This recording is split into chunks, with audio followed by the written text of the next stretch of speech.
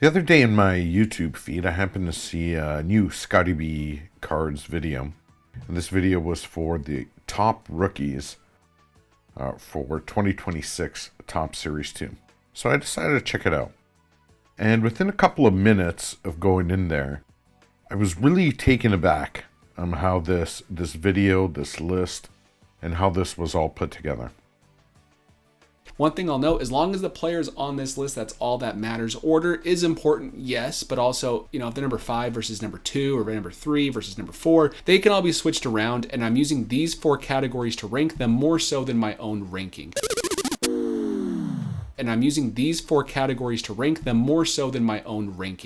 So if you have your own ranking, why can't we see that? If this dude over here has another list somewhere else and doesn't even agree with this formula that he just randomly made up, why are we watching this? Why are you putting this out there? That way it's not biased, and that way we're taking into consideration other factors. Is there some magic list that I don't know about? The unbiased list that everybody puts together that is one reference point? No, this is a list that he created, that he put together. He came up with the categories. He came up with the point values, randomly assigning these things. So I don't understand how this is unbiased when it's biased right from the get-go, but has his own secret stash list on the side that he's really collecting. But as long as we're getting the views, I guess that's what matters, because this is the one that he can consistently push out 3 times a year. Minor league stats are literally how good they played in the minor leagues. Major league stats are how good they played in the major leagues. I will note for someone like Imai, he did not play in the minor leagues, so he used his MPB stats as that number. And what does Scotty think is good minor league or major league stats, or bad minor league or major league stats? But I gave him a 4 and not lower because it's early. He hasn't done a ton. I didn't think it was fair to give him a 3 or a 2 or anything along those lines. If I did, he still would have been in this list. So I didn't even understand that. He didn't think it was fair to give someone this because it's that, or what? How is this an unbiased formula? Why are we flip-flopping all over the place now? He is going to be 30 years old. I gave him 1 point because I like him. So he likes him, so he just decided to give him a point there. And you'll see this hitter adjustment. If you're a hitter, you get 1 extra point just because you're more collected in the hobby versus pitchers. Why is it 1 point? Could have been 2, could have been 3. At number 7, we have Munetaka Murakami, my favorite player on this entire list. Personally, him and Sal Stewart, who we'll get to in a moment. But Murakami is this low solely because he does not have a prospect ranking. So I want to point that out because he probably would be number 2, number 3, number 1, right in that range for if I was putting him on my list of in order of who I like.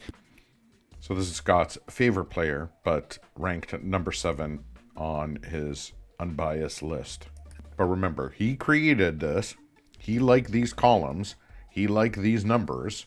He liked these formulas. But this list is not for him. He has another list with guys that he likes.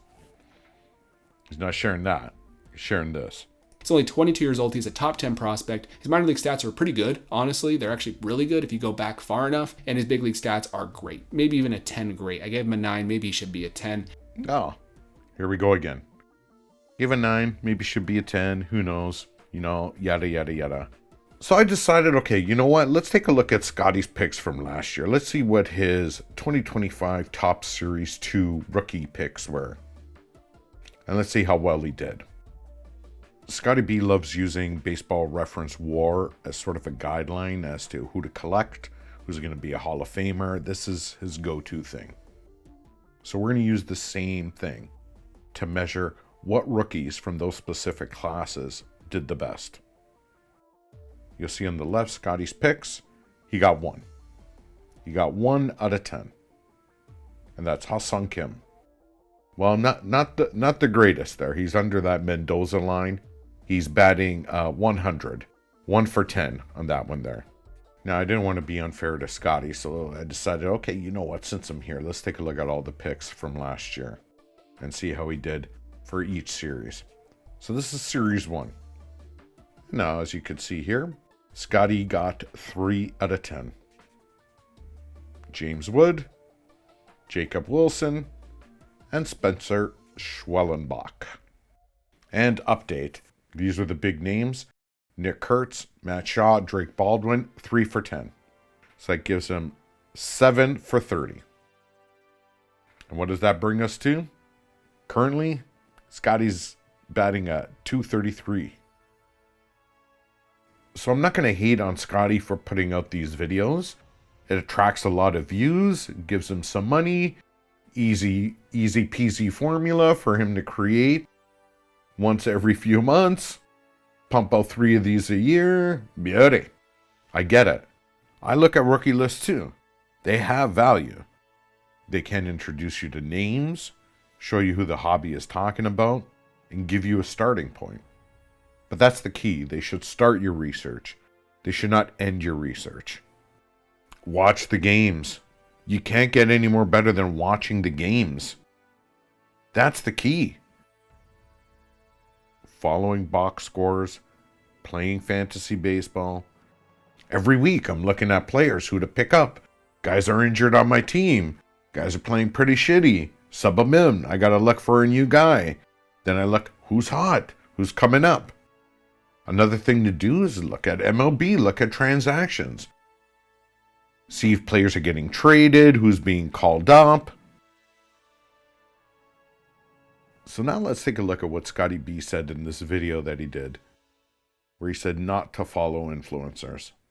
Bad advice can be given. This is very common. I feel like we saw this even more during the pandemic boom, where people were just giving bad picks and advice and people were losing money now. But even me, like I've been wrong over the years. I feel like I've been correct most of the time, but I have bad takes. Like none of this is like actual investment advice. It's just people having fun with sports cards on the internet. And like none of this is like actual investment advice. It's just people having fun with sports cards on the internet. And if you go on his YouTube channel, you'll see everything's about investment, making money, who to buy, who not to buy. It's all over the place here. It's very contradictory. You know, this is the thing. This is the rage. Everybody does this for every rookie class or every series that comes out. Who's the best one to collect? Or buy these guys before the season starts. You know, maybe I should start putting out a list every week for something, for some set. This way I could get more than 2 views on my channel. So use the list. Don't obey the list. Watch baseball. Learn the players. Make your own mistakes. Make your own wins. At least then, the collection is actually yours.